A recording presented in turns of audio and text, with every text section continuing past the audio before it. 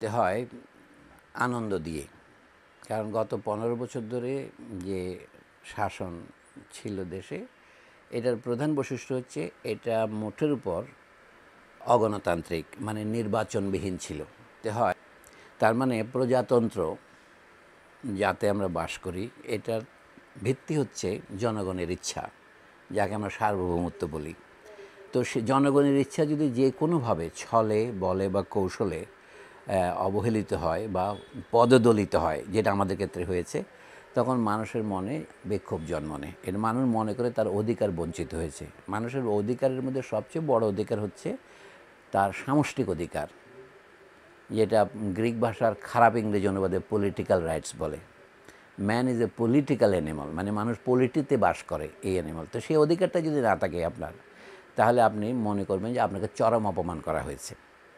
সেই দিক থেকে বলি, গতকাল ছিল আনন্দের দিন, যখন আমরাও মনে মনে প্রার্থনা করছিলাম এই যে এই প্রশাসনের বা শাসনের অবসান হওয়া দরকার।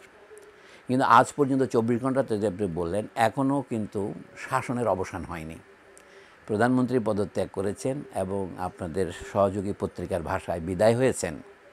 কেউ কেউ যারা একটু নির্দয়, তারা বলছেন পালিয়ে গেছেন। সেইটা ভালোই হয়েছে আমি মনে করি। আমরা রক্তারক্তি চাই না, কিন্তু দুর্ভাগ্যবশত এরপরে অনেক রক্তারক্তি হয়েছে, এর আগে হয়েছে। এই ক্ষেত্রে আমি শুধু এটাই বলবো, এই রক্তারক্তির অনেকখানি কম করেও যে পরিবর্তনটা হয়েছে এটা করা যেত। এটা দুর্ভাগ্যজনক এবং এর দায়ও গতকাল পর্যন্ত যিনি ক্ষমতায় ছিলেন, মধ্যদিন পর্যন্ত, তাকেই বহন করতে হবে। এই যে শেষ মুহূর্তে বন্দুকদারি নামানো, ইংরেজিতে তাকে আপনারা শুটার বলেন, এইটা প্রয়োজন ছিল না। কারণ সেনাপতিকে বুঝতে হয় কখন আপনি চতুর্দিকে ঘেরা হয়ে গেছেন। ঘেরাও হয়ে গেলে আত্মসমর্পণ করাটাই বীরের রীতি। আত্মসমর্পণ বা পশ্চাদপসরণ যুদ্ধের একটা অনিবার্য অঙ্গ। রাজনৈতিক ক্ষমতায় মানুষ আসবে, ক্ষমতা হারাবে, তবে ভালো সেটা নিয়মতান্ত্রিক পদ্ধতিতে নির্বাচনের ভিত্তিতে হারানো। নির্বাচনে জনগণ আমাকে সমর্থন করে না, কিন্তু সেটাকে যদি তুমি ছলে বলে কৌশলে পরিহার করে টিকে থাকতে চান, যেটা করেছিল গত সরকার, সেটাই হচ্ছে এই বিস্ফোরণের কারণ। এখন দ্বিতীয় কথায় আসি, এই বিস্ফোরণের আগে যে সহিংসতা হয়েছে এর জন্য সরকার দায়ী। আমি দুঃখের সাথে শুনলাম, সত্য কিনা জানি না, আপনারা সাংবাদিকরা ভালো বলতে পারবেন, যে আবু সাইদকে রংপুরে যে পুলিশ, যার নাম শুনেছি ইউনুস, এএসআই, গুলিবিদ্ধ করেছিল, যেটা সরকার নানাভাবে ডজ করেছে, যে আমরা করি নাই বা করেছি, তাকে বরখাস্ত করেছি। দুঃখের সাথে শুনলাম এক পুলিশ অফিসারের কাছে আজকে, যিনি নাম প্রকাশ করছেন না, যে তাকে গতকাল হত্যা করা হয়েছে জনগণ। আমি বলছি, এই যে এখন নির্বিচারে যে পুলিশগুলি নিহত হচ্ছেন, অথবা অন্যান্য মানুষ যারা নিহত হচ্ছেন, যাদেরকে সংখ্যালঘু বলা হয়, ধর্মীয় লোক, আজকে শুনলাম কাদিয়ানীদের উপর আক্রমণ হয়েছে, কালকে শুনছিলাম হিন্দুদের উপর আক্রমণ হচ্ছে। আর যারা আওয়ামী সরকারের সাথে যুক্ত ছিলেন তাদের ওখানে যে আক্রমণ হবে, সেটাকে আমি বৈধ বলছি না, কিন্তু সেটা অপ্রত্যাশিত নয়। তো সেইটা দুঃখজনক ঘটনা। আমরা চাই যে একটা সরকার শান্তি প্রতিষ্ঠা করুক, পরিবর্তনের উদ্দেশ্য, কিন্তু এখনও শান্তি প্রতিষ্ঠিত হয় না। তার প্রধান কারণ, এখন বর্তমানে নিয়ন্ত্রণ করছেন রাষ্ট্রপতির অধীনে যে সেনাবাহিনী, তারাও খানি যেন অব্যবস্থিত চিত্ত, কথাটা একটু বাংলা কঠিন হলো, আনডিসাইডেড মাইন্ড, তাদের কী করবেন জানেন না। এই কারণে আমি বলবো একটু বেশি প্রাণহানি হয়েছে। যেটাকে আগে আমরা বলেছিলাম, সেতু ভবন, metro rail station, Bangladesh television ভবনে আক্রমণ হয়েছিল প্রথম দিকে, সেটার জন্য প্রধানমন্ত্রী গিয়ে অনেক অশ্রুপাত করেছেন। কিন্তু গতকাল যে আক্রমণগুলি হলো, স্বয়ং প্রধানমন্ত্রীর অফিসে, গণভবনে, এমনকি 32 নম্বরে বঙ্গবন্ধু মিউজিয়ামে, এগুলি প্রত্যাশিত ছিল না। মানে এগুলি রোধ করা যেত, কারণ এগুলি যেমন আমরা যেভাবে বঙ্গভবনকে পাহারা দিয়েছি, দিতে হয়েছে বাধ্য হয়ে, এটা ক্ষমতার সর্বোচ্চ কেন্দ্র, অথবা সেনানিবাস যেখানে সভা হয়েছে, যেটাকে আমরা বলি সেনা ভবন, তো সেইগুলি যেভাবে রক্ষা পেয়েছে, এইগুলি রক্ষা করা উচিত ছিল। আমি মনে করি এগুলো জাতীয় ঐতিহ্যের প্রতীক। আওয়ামী লীগ যদি একতরফাভাবে মুক্তিযুদ্ধের ইতিহাসকে, যাকে বলা হয়, কী বলবো আমি, এটা আত্মসাৎ করে থাকে, সেটা অন্যায় করেছে, তার পাল্টা একটা অন্যায় করার প্রয়োজন নাই। এইটা আমি মনে করি আমাদের এই যে মানে ট্রানজিশনাল গভর্নমেন্ট, তার ব্যর্থতা। মানে গভর্নমেন্টহীন যে গভর্নমেন্ট, যেহেতু একটা গভর্নমেন্ট, এখন সেখানে হচ্ছে, আমি শুনেছি এটাও যে বিদেশি দূতাবাস থেকেও পুলিশ পাহারা প্রত্যাহার করা হয়েছে। আজকে আপনারা জানেন, প্রেস বিজ্ঞপ্তি দিয়েছে, প্রজাতন্ত্রের অধস্তন পুলিশ কর্মচারীরা কর্মবিরতিতে যাচ্ছে। এইটা একটা নৈরাজ্যের সময়। আমি আশা করব যে এটা দ্রুত অবসান হবে। এটা আমি জানি না কী হতে পারে, কিন্তু কী হওয়া সম্ভব সেটা আমরা পৃথিবীর অন্যান্য দেশের এবং আমাদের দেশের ইতিহাস থেকে আমি দৃষ্টান্ত নিয়ে একটা সমাধান করতে পারি। আইনে সিদ্ধান্ত গ্রহণের বহু পদ্ধতি আছে। আমি ইসলামী আইনের কথা দিয়ে বলছি, যেখানে সম্মিলিত জনতা একটা সিদ্ধান্ত নেয়। ইসলামী আইনের মূল ভিত্তি হয় দুটো উৎস, কোরআন এবং সুন্নাহ। কিন্তু যেখানে কোরআন সুন্নাহর স্পষ্ট নির্দেশ নেই, ইসলামিক ফকি যারা জুরিসপ্রুডেন্টস তারা বলেন, এই যে 4টা স্কুল মাযহাবের কথা আমরা জানি, তো তারা সকলেই একমত এই ব্যাপারে যে কমিউনিটি একত্রিত হবে, যেটা বলে ইজমা বলে। আমরা জুমা যে শব্দ বলি, জমা হওয়া, তার মানে কনসেনসাস দিয়ে একটা আইন তৈরি করা যায়। তবে তার শর্ত থাকে যে এটা কোরআন হাদিসের বিরোধী হবে না। কাজে আমি যে বাংলাদেশের শাসনতন্ত্রের জন্য কোরআন হাদিস কি? সাম্য মানবিক মর্যাদা এবং সামাজিক সুবিচার। আমরা বলি প্রিন্সিপলস অফ ন্যাচারাল জাস্টিস, এর বিরোধী হয় না এমন কোনো আইন আমরা ঐক্যমতের ভিত্তিতে তৈরি করে নির্বাচন করতে পারি। এই 2। 3 নম্বর আরেকটা হলে কিয়াস আরবিতে, এটাকে ইংরেজিতে বলে অ্যানালজি। আমরা বাংলাতে বলি, আমরা যারা চাটগাইয়া তারা কিয়াসকে কেয়াস উচ্চারণ করি, আন্দাজ করা, অ্যানালজিক লজিক। এইরকম সিচুয়েশন আমাদের দেশে আগে হয়েছে। সংবিধান ছাড়াও অনেক সময় করতে হয়। আপনি অর্ডিন্যান্স জারি করেন, রাষ্ট্রপতি অর্ডিন্যান্স জারি করেন, পরে সেটা সংশোধনের মাধ্যমে পাশ হলে সেটা বৈধ হবে, যদি পাশ না হয় এটা অবৈধ ঘোষিত হবে। সেটা বৈধ না অবৈধের জন্য তখন কোর্ট নির্দেশ করতে পারে। এখন ছাত্ররা যে দাবি দিয়েছে তার মধ্যে একটা হচ্ছে প্রধান বিচারপতি সহ কোনো কোনো বিচারপতিকে বরখাস্ত করতে হবে। 3 বাহিনীর প্রধান বাদে বিভিন্ন বাহিনীর প্রধানদের বরখাস্ত করতে হবে। আমি যদি ভুল না জেনে থাকি, আজকে এই দাবি এখনো বাস্তবায়িত হয়েছে কিনা জানি না। সেই হিসাবে যেহেতু এই দেশে তত্ত্বাবধায়ক সরকার ব্যবস্থা নেই, তাহলে আপনাকে এটা অর্ডিন্যান্সের মাধ্যমে করতে হবে। সবচেয়ে বড় কথা হচ্ছে যখন কোনো কর্তৃপক্ষ থাকে না, তখন আপনাকে কর্তৃপক্ষ খাড়া করতে হয়। প্রত্যেক অভ্যুত্থান, আপরাইজিং, তার নিজের বৈধতা নিজে উৎপাদন করে। বৈধতা উৎপাদন করে কীভাবে? আমি এর কোনো রহস্য রাখতে চাই না। জনগণের ইচ্ছায় সার্বভৌম, এবং অভ্যুত্থান যদি ইচ্ছার বহিঃপ্রকাশ হিসেবে ধরি, তাহলে তারা যেটাকে আদেশ দেবেন সেটা আইনে পরিণত হবে। কারণ বৈধ কর্তৃপক্ষের আদেশই আইন। এটা হচ্ছে পজিটিভ জুরিসপ্রুডেন্সের প্রথম কথা, তাই না? The law is the command of the sovereign. Who is the sovereign? The people with guns in hand, এটাই বলি আর কি। So people with guns in hand, এরা হচ্ছে, তাদের মধ্যে দুটো সম্ভাবনা আছে। তারা শান্তির দিকে নিয়ে যেতে পারে, তারা ভায়োলেন্সের দিকে নিয়ে যেতে পারে। আমরা যাই শান্তির দিকে যেতে, তখন একটা আইন পড়তে হবে। এই আইনের মাধ্যমে হতে পারে। আগে আমরা যেটাকে তত্ত্বাবধায়ক সরকার বলেছি, সেটা শুধু আমাদের দেশে নয়, পৃথিবীর বহু দেশেও অন্তর্বর্তীকালীন সরকার আছে। যেমন ধরেন পার্লামেন্টে যখন একটা মন্ত্রিসভা পদত্যাগ করে, আর একটি মন্ত্রিসভা গ্রহণ না করার মধ্যে যদি একদিনের জন্য হয়, তখন কিন্তু দেশ সরকারবিহীন থাকে না। ওইটা হচ্ছে ইন্টারিম গভর্নমেন্ট। অনেক সময় বলা হয় পদত্যাগী প্রধানমন্ত্রীকে সেই কাজটা করতে বলা হয়, সে উইল কন্টিনিউ। কিন্তু যেখানে প্রধানমন্ত্রী দেশ ত্যাগ করেছেন, সেখানে কি হবে? আইন যদি থাকে, সংবিধান থাকলে আপনার স্পিকার হয়, কিন্তু আমরা তো আজকেও দেখলাম সংসদ বাতিল করা হয়েছে। সুতরাং এই যে শূন্যতা, এটা রাষ্ট্রপতি আছেন, সাংবিধানিক বৈধ। এমনকি রাষ্ট্রপতি যদি নাও থাকতেন, রাষ্ট্রপতি যদি নিহত হতেন, যে কোনো ব্যক্তি যিনি সকলের সম্মতি পেয়েছেন, তিনি নিজেকে রাষ্ট্রপতি ঘোষণা করতে পারেন। অর্থাৎ আইন প্রণয়নের ক্ষেত্রে আমরা বলি রেট্রোস্পেক্টিভ বৈধতাও দেওয়া যায়। এটা কোনো বড় ব্যাপার নয়। এখন বোধ হচ্ছে কোনটা দেশে আইনের শাসন প্রবর্তনে সহায়ক হবে, সেটা হচ্ছে নির্বাচন।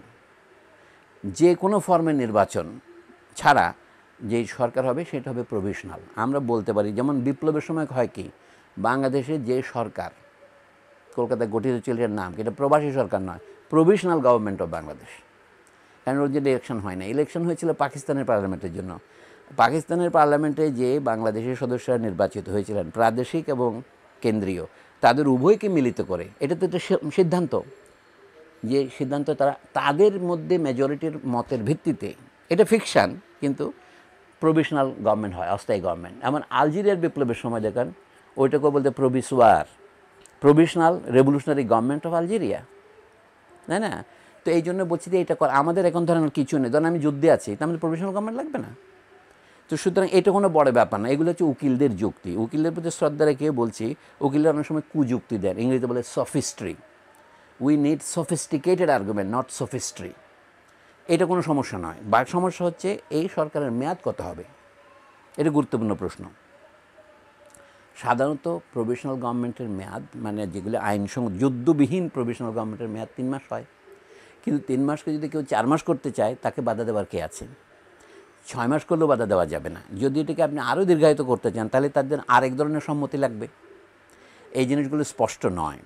ছাত্রদের প্রস্তাবের মধ্যে দেখলাম 3 থেকে 6 বছর হবে, যে মনে হচ্ছে কি এটা কোনো আগের কালের কোনো নকশার সাথে মিলে যাচ্ছে।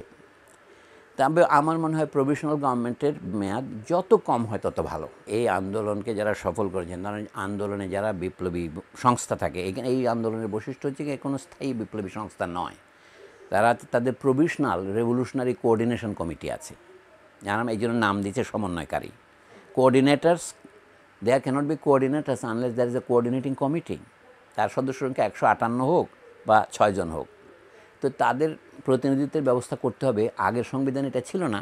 আমি মনে করি এটা করা সম্ভব। প্রতিনিধিত্ব মানে সবাই কিন্তু প্রধান উপদেষ্টা হবেন না, অথবা সবাই উপদেষ্টাও হবেন না। আপনি হয়তো ধরেন 10 জন বা 15 জন উপদেষ্টা থাকে, একজন প্রধান উপদেষ্টা থাকে, তাহলে 158 জনের সবাইকে কি পারবেন? প্রতিনিধিত্বের কথা যদি হয়, তাহলে আপনি বলেন না, তাদের একজন প্রতিনিধি থাকবে। যেমন বিশ্ববিদ্যালয়ের সেনেটে 100 জনের মধ্যে 5 জন ছাত্র প্রতিনিধি হয়, যে 20 ভাগের 1 ভাগ থাকে। এখানে 20 জন উপদেষ্টার মধ্যে তাদের একজন উপদেষ্টা রাখা যেতে পারে। কিন্তু যখন তাকে উপদেষ্টা রাখেন, তখন তিনি আর ছাত্র থাকেন না। এটা আরেকটা সমস্যা। তাকে ছাত্রত্ব পরিত্যাগ করে আসতে হবে। ছাত্র শব্দের অর্থ হচ্ছে তিনি পাহারা দেবেন, মানে তাকে পাহারা দিয়ে সরকারের গণতান্ত্রিকভাবে চলছে কি না, এটা রেভলিউশনারি কমিটি যেটা করে। কিন্তু বাস্তব অভিজ্ঞতা কী বলে? প্রশাসনের কাজটা শেষ পর্যন্ত আমলাতান্ত্রিকতায় পরিণত হয়। কাজে বিপ্লবী থেকে আমলায় রূপান্তরিত হওয়ার যে সাঁকো, এটা খুব পিচ্ছিল, পড়ে যেতে পারে। আমার মনে হয় এই টেকনিক্যাল সমস্যা নিয়ে আমাদের ভাববার দরকার নেই। ছাত্ররা যদি তাদের প্রতিনিধিত্ব চায়, তখন তাদেরকেই দিতে হবে 1 জন বা 2 জন প্রতিনিধি। দিলে তাদের রাখা যাবে। এখানে আর কতগুলো নিয়ম আছে। সংসদ সদস্য হতে গেলে আমাদের দেশে 25 বছর বয়স লাগে। রাষ্ট্রপতি অথবা প্রধান উপদেষ্টা হতে গেলে আমরা অনুমান করি রাষ্ট্রপতির সমান বয়সে লাগবে, ধরেন 35 লাগবে। কিন্তু তাকে যদি আমরা ব্যতিক্রম করতে চাই, একজন 30 বছর বয়স্ক অত্যন্ত চৌকস, বুদ্ধিদীপ্ত এবং যাকে বলা হয় সর্বগুণে গুণান্বিত একজন প্রধান উপদেষ্টা আপনি পেলেন, তাহলে তার বয়স কোনো প্রতিবন্ধক হওয়া উচিত নয়, ইত্যাদি আর কি। কারণ বয়সের ব্যাপারটা হচ্ছে কনভেনশনাল। এটা হচ্ছে আমাদের দেশে বুড়োদের প্রতি একটা পক্ষপাত আছে। এটা করে জেরন্টোক্রেসি বলতে পারেন, বয়স্ক লোকের তন্ত্র আর কি, মেরিটোক্রেসির মতো। তো যাই হোক, আমার মনে হয় এতে কথা যাওয়া না। আমরা কি চাই এটা আমাদের পরিষ্কার থাকলে এটা হবে না। আমি যদি বলি কি, আমরা সকলে জীবনে নিরাপত্তা চাই, মানুষ হিসেবে মর্যাদা চাই। এই যে মৌলিক অধিকারের গ্যারান্টি দিয়ে যে সংবিধান লেখা হয়, সংবিধান খুব বড় হওয়া লাগে না। সংবিধান 8-10 পৃষ্ঠার মধ্যে একটা চমৎকার সংবিধান লেখা যায়। কারণ সংবিধান হচ্ছে যাকে বলা হয় a code of government, not the government itself. সরকার পরিচালনার মূলনীতিগুলো বিধিবদ্ধ থাকে। আমাদের দেশে দেখেন সংবিধানের 2য় ভাগকে রাষ্ট্র পরিচালনার মূলনীতি, এটা বলা হচ্ছে এগুলি আদালতে এগুলি গ্রহণযোগ্য নয়। 3 নম্বর হচ্ছে মৌলিক অধিকার, পার্ট 3, এটা আবার গ্রহণযোগ্য। তারপরে আমাদের দেশের শাসন ব্যবস্থা যে নির্বাহী বিভাগ দিয়ে শুরু হয়েছে, কিন্তু তার সাথে তুলনা করেন মার্কিন যুক্তরাষ্ট্রের সংবিধান, সেটা কিন্তু আইন বিভাগ দিয়ে শুরু হয়েছে। মার্কিন যুক্তরাষ্ট্রের শাসন ব্যবস্থা যে আইনসভার উপরে নির্ভরশীল, প্রেসিডেন্টকে বলেন, FBI ডিরেক্টরকে বলেন, CIA ডিরেক্টর বলেন, কংগ্রেসের সামনে তাকে জবাবদিহি করতে হয়। কারণ America is a mature capitalist society, a mature, therefore you can say a liberal democracy. আমি যে বাংলাদেশের তুলনায় আমাদের এখানে নির্বাহী বিভাগ কেন্দ্রিক। আমরা আগে নির্বাহী বিভাগ করেছি, তারপর আইন বিভাগ করেছি, তারপরে বিচার বিভাগ করেছি। আমেরিকানে কিন্তু এটি উল্টা ঘুমে করেছে, আগে আইন বিভাগ করেছে, তারপরে আপনার বিচার বিভাগ বা শাসন বিভাগ। আমরা যদি এইভাবে অর্ডারটা করি যে বাংলাদেশে মৌলিক অধিকারটাই হচ্ছে আসলে সংবিধান, রাষ্ট্র কী করতে পারবে কী করতে পারবে না। এখন বর্তমানে যে অ্যানোমালি আছে, একটা উদাহরণ হচ্ছে 1974 সনের স্পেশাল পাওয়ার্স অ্যাক্ট।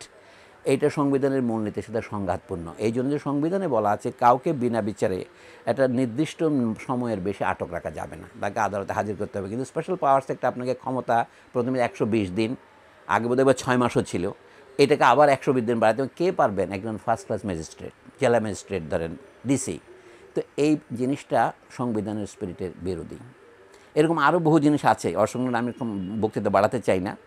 আর আরও এর পরে যে আইনগুলো হয়েছে, যেমন এই যে র্যাব গঠন করা হয়েছে, এটা আনকনস্টিটিউশনাল।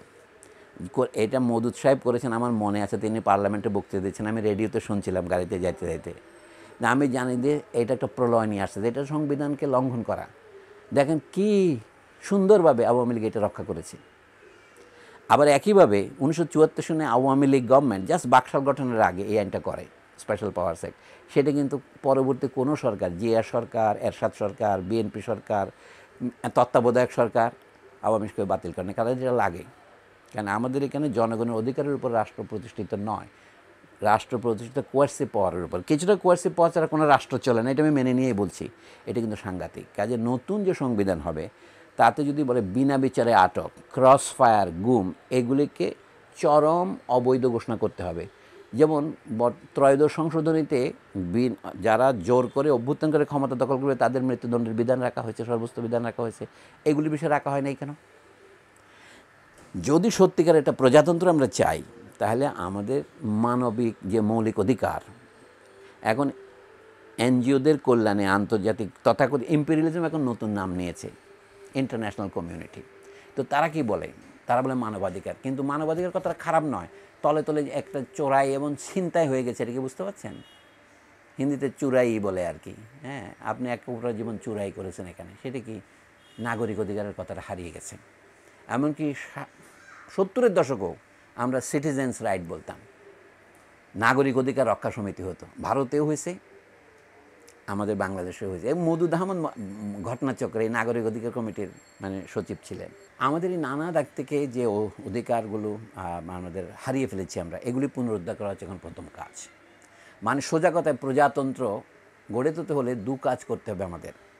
রাজতন্ত্রের হাত থেকে মুক্ত করতে হবে, যেমন বংশানুক্রমে এক বংশের লোক বছরের পর বছর, যুগের পর যুগ যেন প্রধানমন্ত্রী বা রাষ্ট্রপতি থাকতে না পারে। 2, পরিবার কেন্দ্রিক যেমন হয়, ফরাসি বিপ্লবের সময় অরলিয়ানিস্ট এবং বুরবু বংশের ক্ষমতা বিভক্ত ছিল, মানুষজন হয় এই বংশকে সমর্থন করে না ওই বংশকে সমর্থন করে। এইটা দেখেন শুধু আমাদের দেশে নয়, খানিকটা শ্রীলঙ্কায়, খানিকটা ভারতে, খানিকটা পাকিস্তানে এই বংশকেন্দ্রিক, এমনকি ইন্দোনেশিয়া, বার্মাতেও আপনি বলতে পারেন এশিয়ান ফেনোমেনা, সাউথ ইস্ট এবং সাউথ এশিয়ান।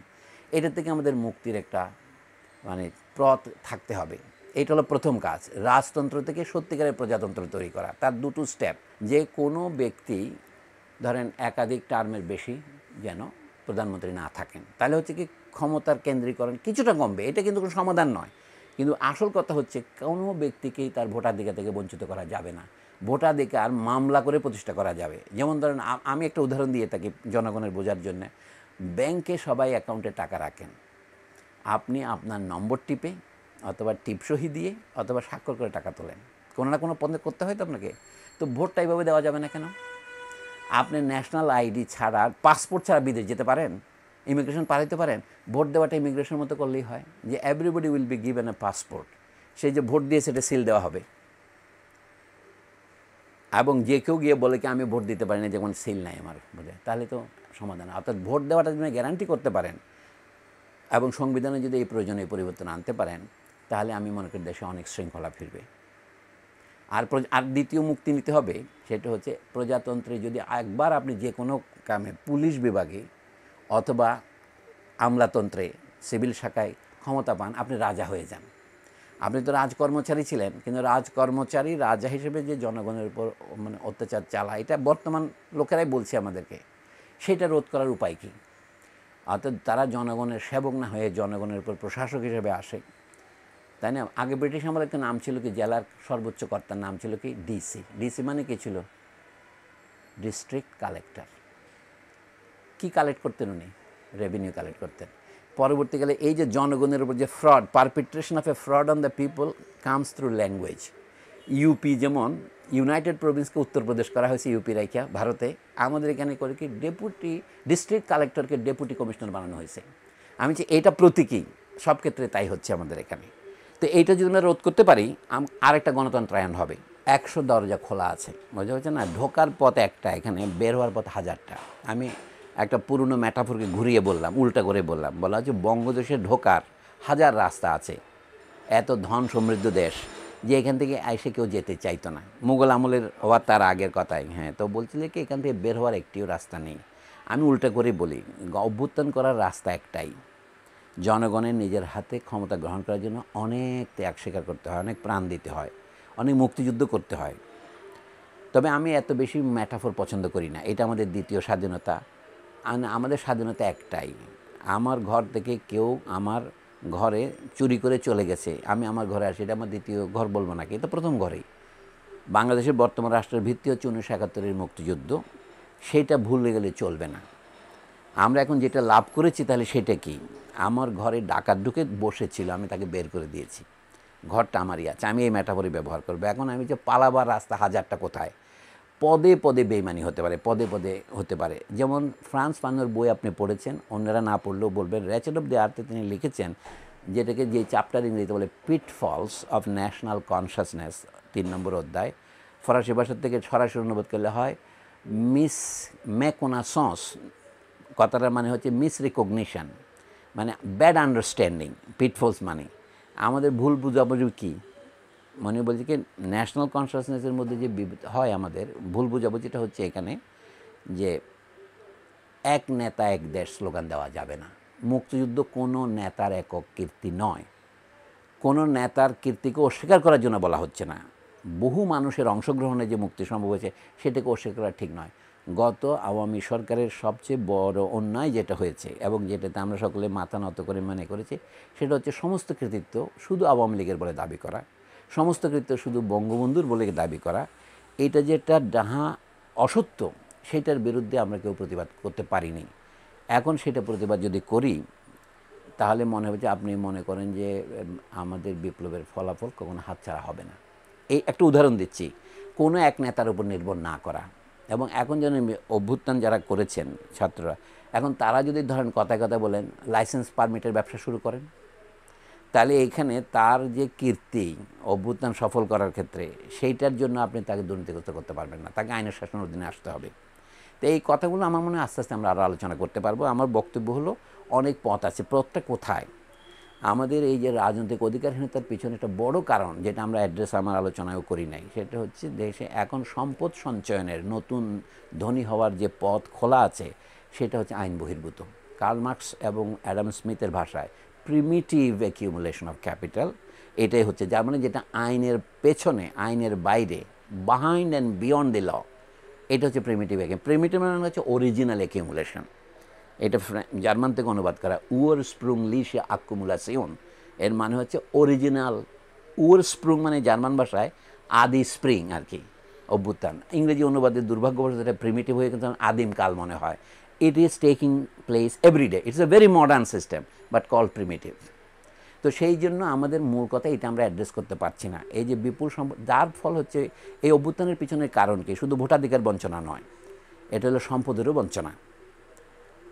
যেখানে কর্মসংস্থানের পরিমাণ ক্রমশ কমতে থাকে অথচ অর্থনীতি পরিসংখ্যান অনুসারে ক্রমবর্ধমান হয়, এইটাই হচ্ছে বৈষম্যের একটা একবারে নগদ প্রমাণ, prima ফেসি evidence that employment is not increasing but what is called the per capita GDP is increasing, which means obviously per capita disparity is also increasing. এটাই হয়েছে, ওই যেটাকে আমরা টেকনিক্যাল ইকোনমিক্সে বলি একটা জিনি কোএফিসিয়েন্ট বড় হয়ে যাচ্ছে, মানে ইনইকুয়ালিটির পরিমাণ বেড়ে যাচ্ছে, অথবা লোরেন্স কার্ভটা আরও ঝুলে যাচ্ছে। এটা যত ঝুলে যায় ততই আপনার সমাজের ইনইকুয়ালিটি বাড়ে। বাংলাদেশের ইনইকুয়ালিটির পরিমাণ বিশ্বের সেরাদের একটি, কিন্তু এটা ধরুন 0.90 কাছাকাছি চলে গেছে। অ্যাভারেজ যদি 0.25 হচ্ছে স্ক্যান্ডিনেভিয়ান দেশগুলিতে। আপনি অনুমান করতে পারেন বাংলাদেশের ইনইকুয়ালিটির পরিমাণ আমেরিকার চেয়েও বেশি, মেক্সিকোর চেয়েও একটু সামান্য বেশি। আমি চাই এটা একটা বড় কারণ। মানে শেখ হাসিনার রেজিমের সবচেয়ে বড় অন্যায় হচ্ছে to directly promote and foster what is called crony capitalism, which is actually a form of primitive accumulation. এর মধ্যে তাকে পার্টনারশিপ করতে হয়েছে উইথ ফরেন ইম্পেরিয়ালিজম, যেটাকে আমরা ভালোবেসে গ্লোবালাইজেশন বলি। আমাদের গ্লোবালাইজেশন তো ওয়ান ওয়ে গ্লোবালাইজেশন।